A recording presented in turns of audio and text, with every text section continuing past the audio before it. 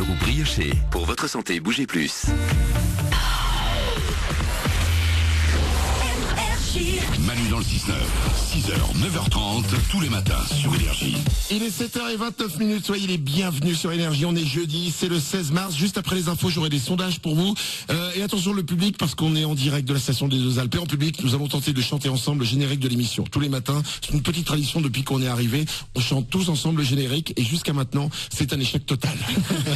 On va voir si on arrive à faire mieux aujourd'hui. 7h30, voici les infos.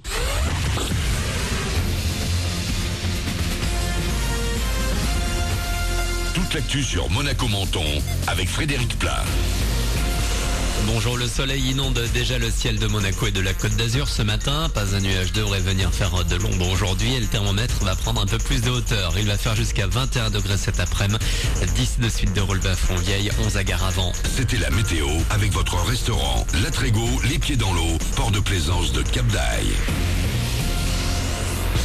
Solides comme des rocs, les joueurs du Rocher se sont imposés hier soir dans leur match retour des huitièmes de la Ligue des Champions. Après une défaite à l'aller, Monaco devait l'emporter avec 2 buts d'écart. Contrat rempli, victoire 3-1 face à Manchester City au Louis II.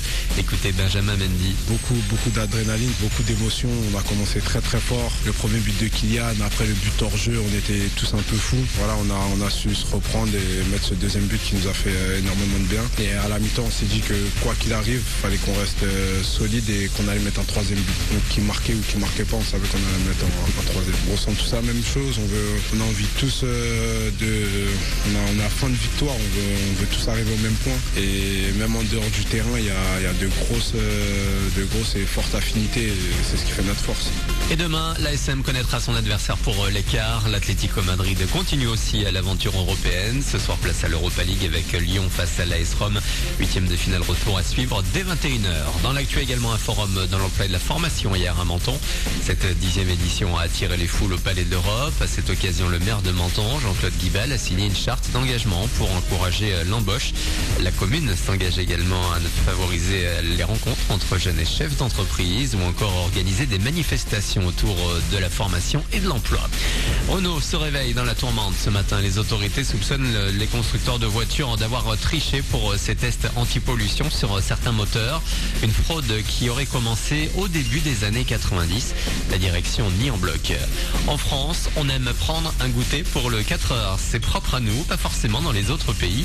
Et quand vous avez un petit creux, c'est le pain au chocolat que vous préférez devant le croissant et le cookie. D'après une étude ce matin, elle révèle aussi une nouvelle tendance. Opter pour du salé plutôt que du sucré. Certains craquent carrément pour un burger. Un peu de soleil du Mexique pour Noël. Disney Pixar va nous donner chaud pour les fêtes de fin d'année avec un nouveau héros dans Coco. La toute première bande-annonce du film d'animation est dispo sur internet. L'histoire de Miguel, un garçon passionné de musique, accro à la guitare. Il sera dans les salles de Monaco-Menton le 29 novembre prochain. Pour l'instant, dès le 16 mars, il est 7h quasi 33 minutes. C'est Manu dans le 6-9 sur Énergie. Très bon début de journée à vous, bon réveil.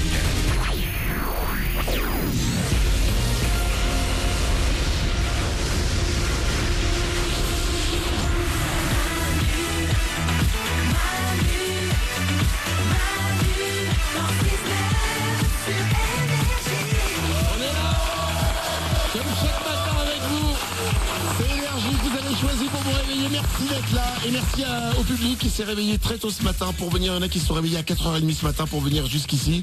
On est à la station des Deux Alpes toute la semaine. Si vous voulez venir, n'hésitez pas. Il reste demain encore. Vous nous envoyez un mail manu@energie.com et on vous explique comment venir. On va s'écouter Zayn et Taylor Swift dans 2 minutes.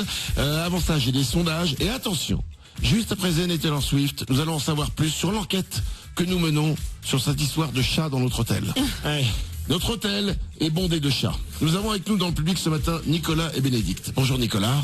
Bonjour Manu, bonjour à tous. Bonjour Bénédicte. Bonjour. Alors c'est mignon parce que ils sont serveurs au restaurant et au bar de notre hôtel et en plus vous êtes en couple. C'est ça. Oui. Je savais pas. J'ai pas ri. Mais non. Il y a toi qui le sais pas en fait. Ah ouais. Ah oui. Ah ouais, je sais pas, je vous ai pas vu vous embrasser, j'en ai déduit que... Bah écoute, quand tu demandes un coca et que t'as le mec qui dit attends 2 secondes, j'embrasse ma mère. C'est pas terrible. Tu comprends? Mais c'est parce que Bénédicte, dès que quelqu'un lui demande, elle dit je vais demander à mon mari. Ah d'accord, c'est mignon comme tout. Bah on s'est pris 3 râteaux donc on le sait maintenant. Alors attention, comme vous travaillez à l'hôtel où on est, nous allons parler de ce problème des chats dans votre hôtel, d'accord? Qui est un problème pour toi aussi Nicolas. Exactement. que c'est bondé de chats dans l'hôtel, parce que c'est la patronne de l'hôtel, Sylvie, qui est une tarée des chats. D'ailleurs, dans toute la station, on l'appelle. C'est la tarée des chats qui prend le bus. On va en parler dans un instant. Avant ça, Zayn, Taylor Swift, et j'ai des sondages, les amis. Écoutez bien.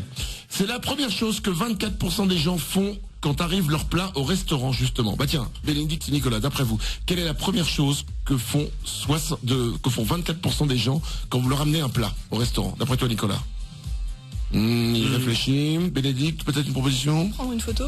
Bonne réponse. C'est la restauratrice qui parle. Je trouve ça bizarre.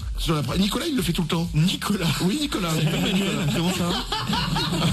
Dis donc, Nicolas le fait tout le temps. J'ai jamais appelé comme ça. Ouais, effectivement, j'aime bien le prendre avant qu'on y touche.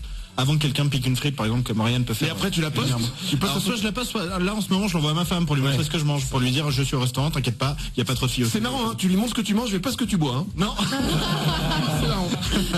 Pour 78% des gens, c'est le sport le plus ennuyeux à pratiquer et à regarder. D'après vous, c'est quoi? Glandu? Le ping-pong. C'est c'est ennuyant le ping-pong. Ouais, c'est vrai, c'est chiant. Ouais.